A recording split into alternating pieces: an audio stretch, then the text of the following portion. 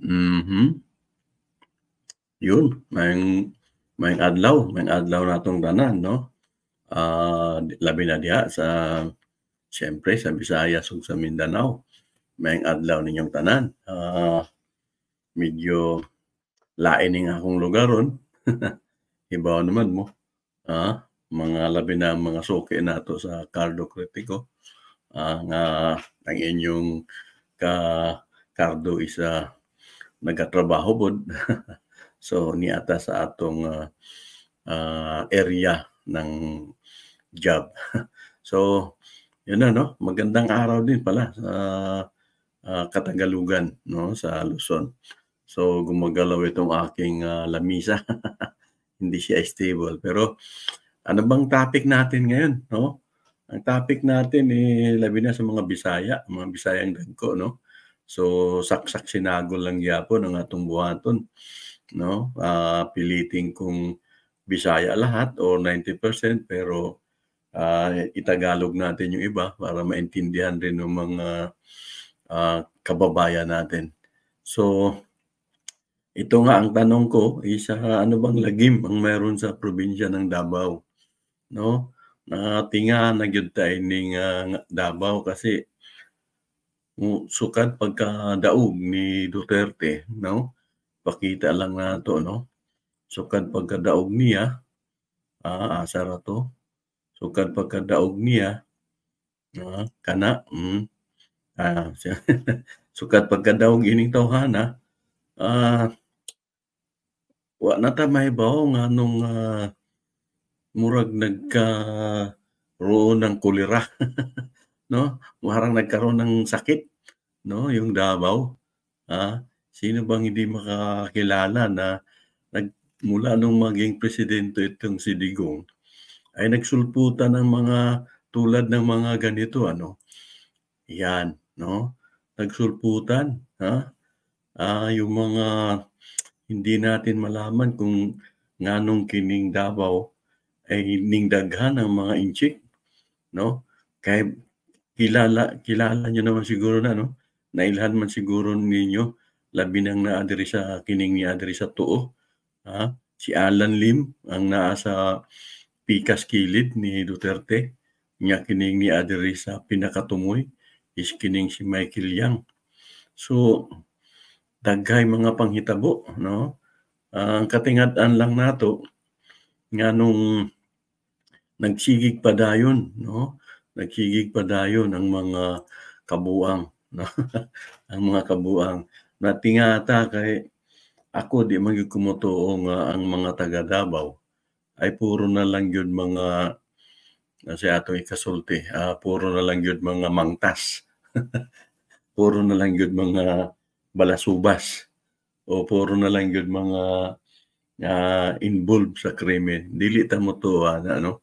Nahibaw ko nga daghang gyapon nga mga Bisaya, mga Davaoeño nga mutindog sa o mubarog sa katinuoran, mubarog sa maayong buhat 'no, kaysa daotang buhat. Pero murag angay ng mutindog 'no, murag angay na gyud mong molihok 'no, angay na gyud molihok ang mga Davaoeño, labi na katong mga naapay respeto sa ilang mga pagkatawo. Unta moabot ang higayon nga naay mga leader diha nga di na mahadlok ug motindog gyud og, batukan 'no. Kung ano ba yun sa Tagalog, yung labanan 'no, kung sa Bisaya batukan o, kontrahon ang mga binuang 'no. Magpakita pa tayo 'no, kini siya mao lang gyapon si Alan Peter Cayetano nakarating diyan 'no. Ito yung mga panahon na nagpabida-bida talaga siya, andiyan sila Bungo, andiyan sila Alan Lim. So, hindi tayo magtatagal diyan 'no, hindi tayo magdugay diha. Pero ang gusto lang gyud nako nga, ah, katingad-an, kamo ba wa pa mo matinga, ha? O di lang mo makaistorya tungod sa kahadlok. Abi ninyo pagka, presidente ni Duterte hangtod sa ning-abot ang mga drug ning-abot ang mga parmaliano, mga COVID 'no. Sa nagsige nag-imbestiga mga 2019, 2020 nagsugod ng mga imbestigasyon hangtod diri sa pagkahuman sa COVID nagsugod na. Matinga ta nganong ang Davao karon o ang Davao nga probinsya murag dagananan, no?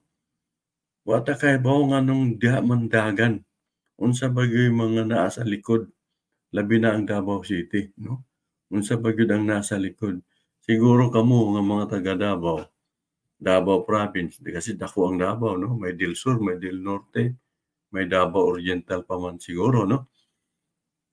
Kadumdum ba mo ini? Kana kadumdum ba mo? Ha? Di ba? Dakong katingad-an. Sa gigukod na sila, nagpuyo ni sila sa Manila, no? Kadtong panahon sa Parmali, ito yung mga inimbestigahan ni Gordon na nagkamal ng milyon-milyon o bilyon-bilyon, no? Ug ang katingad-an sa gigukod na ni sila, kino-contempt na at nagtatago na. Diha na pud sa Davao nagtago.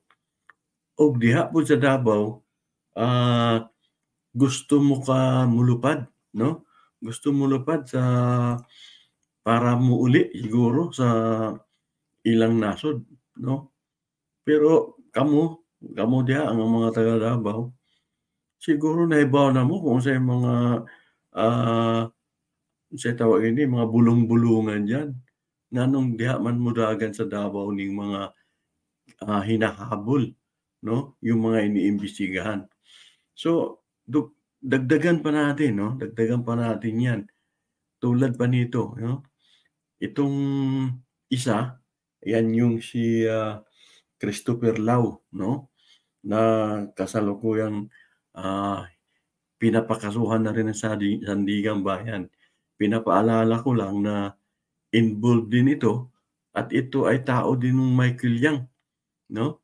At ito naman kanyang katabi ay siyempre si Mohit, no? Si Mohit Dargani. Yan yung magkapatid kanina na ito yun, no? Si Twinkle Dargani at si Mohit Dargani. So, pinapaalala ko lang, no? Para di ta malibog. Nganong kining Davao, nahimo siyang dagananan, no? Pagkahumana na nila, nga mga gimbang imbestigahan, niya na po ang kasunod, no? Napaingon ta sa pugo, no? Napaingon ta sa pugo. Diha na po sa Davao ning dagan. Ha?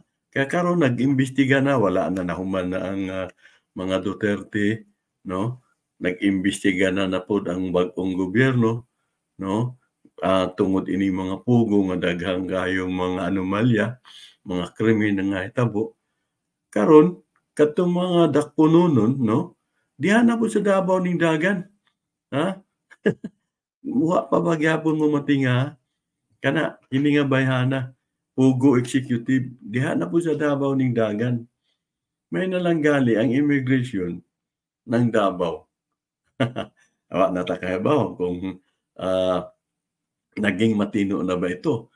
Pero ang alam natin diyan ay yung kapulisan diyan ilang beses pinalitan kasi parang mukhang talagang matindi pa yung kapit ng mga sinaunang mga leader diyan na masyadong nakapagbigay sa kanila ng impluwensya, no? So may na lang itong immigration ng Davao isa hinold ito, no? Yung Pogo executive na nanggaling dito sa Bamban or Porac, Pampanga ay diyan tumakbo, no?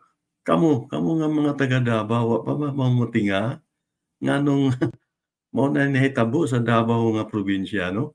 Puro kauwawan, no? Puro kauwawan. Bisan pag dili tanan mo diha pero tungod nga diha permi magdaganan ang mga kriminal, matinga na ta, no? Basig kana inyong mga katapad sangkot o gumagawa ng mga krimen na diyan palagi tumatakbo at ano bang mayroon diyan lalo na yung Davao City, no? Idagdag pa natin Tingnan pa natin 'to. Yun, bago yan, 'no? Ito muna, ito mayroon na namang, nahuli, Davao na naman, 'no? Ah, balak itong mag-ano, balak itong kumuha ng passport, 'no? At ang pinakamasama, yun na yung kanina, ito, 'no? Ito, yung nangyaring mga, na nalaman mula dun sa taong yun, 'no?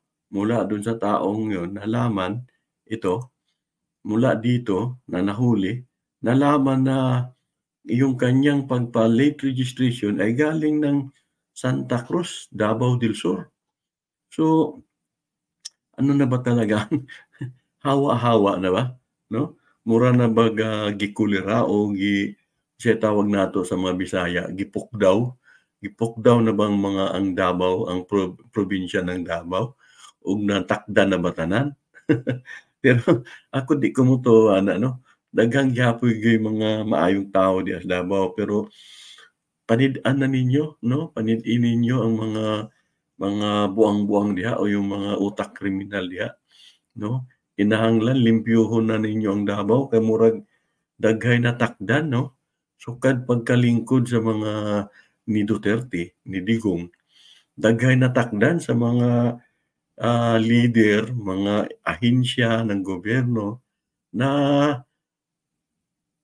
parang pera-pera na lang 'no, hindi nagtatrabaho ng katinuan, ng matino, 'no? Nagkaroon ng parang, hawa-hawa nga 'no, yung bang, in the name of money, in the name of corruption 'no, ay, maglilingkod sila doon sa mga illegal 'no, nagiging kasangkapan sila. Tingnan niyo na lang yung kapulisan diyan 'no.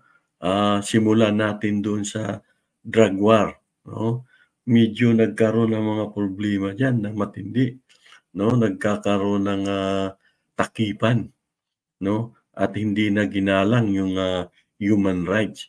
Ang buhay ng tao diyan is napakalupit ay ah, daling kitilin 'no. Dali kayo pamatyon ang mga tao diha 'no. So, ang kapulisan medyo problemado sa panahon pa lang ni Duterte. Ikaduha, nahimong daghay mga taga Davao nga mga inchik 'no, na na-involve sa droga, na-involve sa kung ano-anong illegal at hangtod ron 'no, hangtod karon nagpadayon 'no, nagpadayon ang, mga dagkong kabuang 'no, nasasangkot ng husto. So, mura siya kuwan 'no, mura siya nagkahawa-hawa 'no, pati yung mga kapulisan, tapos ano pa, yung ghost employee na nababalita diyan, yung ghost employee na nababalita diyan, tapos yung, bilyon-bilyong perang hindi mo malaman lalo na itong si Pulong 'no, bilyon-bilyon ang confidential fund niya, budget niya nung panahon na ang tatay niya ang presidente. So, ang pangutana nato, naa na ba'y, submarino ang Davao City? Kay tungod sa kadako sa kwarta nga ning abot sa ilaha 'no, nakapalit na baga, submarino, di na ba ginabaha ang, Davao City?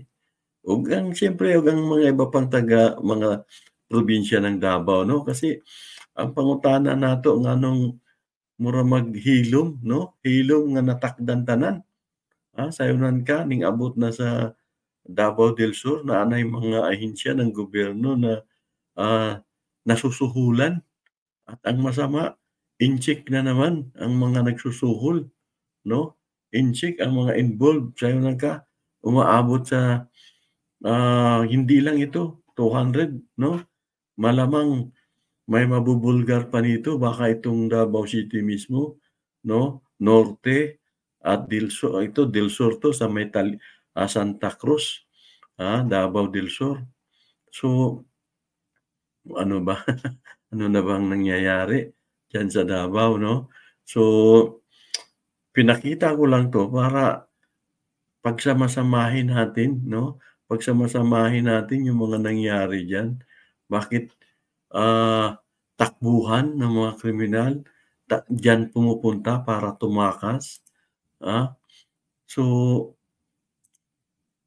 ano ba talaga, mu mu mu mukha na lang tayo 'no, ah, maningkamot o, umaasa na lang tayo na sana darating yung time na ang mga matitino, ang mga maayong tao diyan sa Davao is, motindog, mobarog na gyud para, labanan itong mga leader diyan, mga ahensya ng gobyerno diyan na nagiging kasangkapan ng mga kriminal 'no, nagiging kanlungan. Sila yung nagtatago 'no. Hindi pa nga natin sinama yung usapin nung, wanted din na si Kibuloy ano, at yung iba pang mga wanted na tila pinagdududahan natin na diyan nagtatago sa Davao.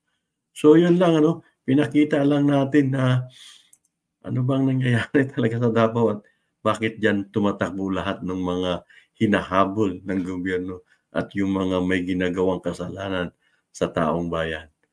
Ito lang ang inyong, Kakardo Kritiko, ang ating YouTube channel na Kardo Kritiko. Paki-subscribe amiga, amigo kung di pa mo wa pa mo maka-subscribe, padayon lang ta sa atong mga, saksak sinagol nga mga topic diri sa atong, YouTube channel.